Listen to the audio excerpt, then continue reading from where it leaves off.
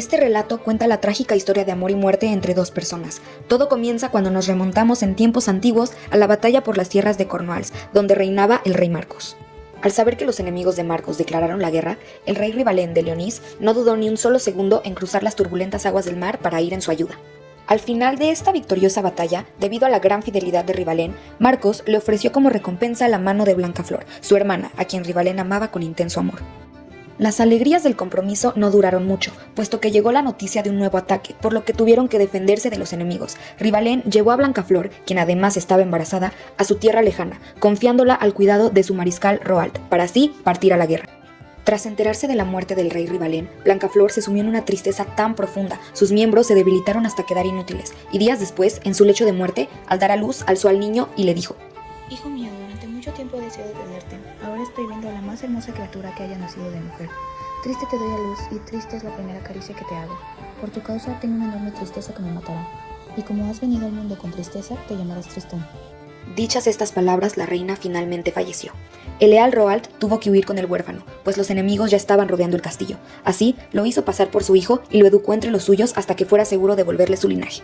Me haré cargo de tu enseñanza. Tendrás todos los conocimientos que necesita un caballero, tanto en armas como en artes. Tristán fue el orgullo de Roald durante mucho tiempo, hasta que fue raptado por los mercenarios de Noruega, que lo tomaron como presa, y días después lo dejaron libre, soltándolo a la suerte del mar. La marea lo arrastró y llegó a tierras desconocidas para él, a las tierras de Cornwalls, en donde el rey Marcos se llenó de emoción pues los unía la sangre. El rey Marcos vio en los ojos de Tristán los del valiente Rivalén y la hermosa Blancaflor. Tristán volvió a Leonís para recuperar su trono, y cuando volvió a Cornwalls, el Morholt de Irlanda estaba aterrorizando a los aldeanos. Quiero 300 doncellas y 300 niños por un impuesto ancestral. Tristán fue el único que luchó con Morholt para proteger a Cornwalls, venciéndolo y dejando parte de su espada en el cuerpo del enemigo. En cambio, este dejó su arma envenenada en el cuerpo de Tristán. Tristán reposó su cuerpo lleno de heridas, y junto a él se encontraban el rey Marcos y Governal. Llevadme a una barca, querido Governal. Ya he sido salvado anteriormente por las aguas del mar y quizás esta vez tendré la misma suerte. El mar lo llevó a las manos de una hermosa mujer quien lo sanó, pero al final eran manos enemigas, pues era la sobrina de Morholt, Isolda la Blonda. Al sanar las heridas, huyó de regreso a Cornwalls. Ahí, las habladurías empezaban diciendo que Tristán pretendía el reino y que su amistad con el rey Marcos no era bien vista. Cansado de esas habladurías, el rey Marcos propuso una apuesta. Esta mañana unas golondrinas me han traído un cabello dorado, y solo me casaré con aquella a quien le pertenezca. Tristán, decidido a tapar bocas de quienes lo acusaban, se echó de nuevo al mar, pues ya conocía a quien le pertenecía aquel cabello. Llegando al puerto de Weisford, en Irlanda, las voces hablaban. Dicen que quien se deshaga de aquel dragón maléfico, sin dejar un solo hueso de existencia, ganará la mano de Isolda, la hija del rey. Seré yo el valiente responsable de la muerte de aquel dragón. Tristán no lo dudó ni un segundo, y tras subir el camino que le habían indicado, lo intentó atacar con su espada. Al final, por el veneno, no aguantó mucho y cayó vencido. Isolda, poco convencida, decidió ir a la escena, donde descubrió que el verdadero caballero estaba tirado al borde de la muerte. Lo llevó a su habitación, en donde lo curó del veneno. En ese momento no reconoció el rostro de Tristán como el asesino de su tío. Sin embargo, reconoció su espada, a la cual le faltaba un pequeño trozo que encajaba perfectamente con el que había encontrado en el cuerpo de su tío Morholt muerto. Con una rabia intensa, Isolda tomó la espada culpable de la muerte de su tío y trató de darle el mismo final a Tristán. Al no tener cómo defenderse, Tristán solo pudo hablar, convenciéndola de su valor y contándole la razón de su actuar. Esto enterneció el corazón de la princesa. Ante toda la corte de Weisford apareció Tristán y prometió en voz alta que llevaría a la princesa Isolda hasta brazos del rey Marcos. Al enterarse Isolda la Blonda, que en realidad estaba siendo entregada al rey Marcos y no a Tristán, se sintió traicionada. Previendo la gran tristeza de su hija, la reina preparó una poción mágica en secreto y se la dio a Branheim, sirvienta y amiga de la princesa. Cuando mi hija Isolda y el rey Marcos beban esta poción, quedarán profundamente enamorados. Así mi hija no será desdichada. En el barco camino a Cornwalls, mientras Branheim dormía, Tristán y Isolda tragaron el líquido por error, quedando completamente enamorados hasta el fin de los tiempos, donde se entregaron uno al otro, traicionando por siempre la lealtad del rey Marcos.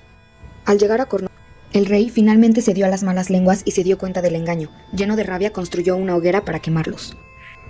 Estando a punto de echar a Isolda a la hoguera, los leprosos le propusieron algo al rey. ¿Realmente la odiáis y queréis que muera en un instante? Si os queréis que sufra Isolda la Blonda, deja que nos la llevemos, que su cuerpo radiante se vaya deformando en una muerte cruel y lenta. No contaban con que Tristán pronto se las arrebataría para llevársela a vivir con él en las profundidades del bosque de Cornwalls, viviendo ahí en una cabaña por 2 años con el leal Governal. Por los remordimientos, cada noche los cuerpos de Tristán e Isolda desnudos se juntaban, pero sin llegar nunca a tocarse. Siempre una espada separaba a los dos jóvenes en señal de castidad. Así fue como los encontró el rey Marcos cuando descubrió la cabaña. Regresaron a Cornualles y por pedido del reino, Tristán fue exiliado, al igual que pidieron que a Isolda la Blonda le realizaran un juicio de hierro rojo. Ante esto, Isolda envía un mensaje a Tristán, quien todavía no se marchaba de Cornualles. Por favor, Tristán, os suplico que antes de marcharte vayas a la playa vestido de mendigo. Así, el día del juicio llegaron en un barco, e Isolda le pidió ayuda a un mendigo para no mojar su vestido. Tristán, quien estaba haciéndose pasar por mendigo, se acercó y la tomó en brazos llevándola hasta la arena, donde Isolda lo hizo caer. Al llegar el juicio, Isolda pronunció con firmeza lo siguiente. Puedo prometer que nunca en la vida nadie más me ha tocado más que el rey Marcos, y este mendigo que acabáis de ver me ha tenido entre sus brazos para no mojarme el vestido. Dicho y hecho, el hierro a rojo vivo fue como agua en las manos de Isolda, recuperando así la confianza del rey Marcos. Tristán decidió que era momento de alejarse para no causar más desgracias, y los amantes se separaron por primera vez. Tristán recorrió varios lugares hasta llegar a Bretaña, donde aceptó la mano de Isolda de las blancas manos, una ironía de la vida. En el mismo momento en que aceptó, se arrepintió, pero Tristán tuvo que luchar para proteger su nuevo reino, donde de nuevo entró veneno en sus venas. Sin embargo, esta vez ya no había remedio posible. En su lecho de muerte, le confiesa su tortura al hermano de Isolda, la de las blancas manos, quien ahora era su amigo, y entonces Tristán le hizo una sola petición. Tenéis que hacerme ver a Isolda la Blonda antes de morir. Os concederé tu deseo con gusto. Si vuelvo con ella, alzaré velas blancas en mi barco, y si no puedo hacerlo, las velas serán negras. Al llegar el barco con Isolda la Blonda alzando las velas blancas, la otra Isolda de las blancas manos, se llenó de furia, y entonces le dijo a Tristán. Es una pena para mí deciros que el barco viene alzando velas negras. En ese momento su cuerpo murió, y al entrar Isolda la Blonda a la habitación sintió el calor de Tristán, y con él un recuerdo de aquel amor. Al tocarlo, se tumbó sobre el cuerpo muerto de Tristán para morir ella también.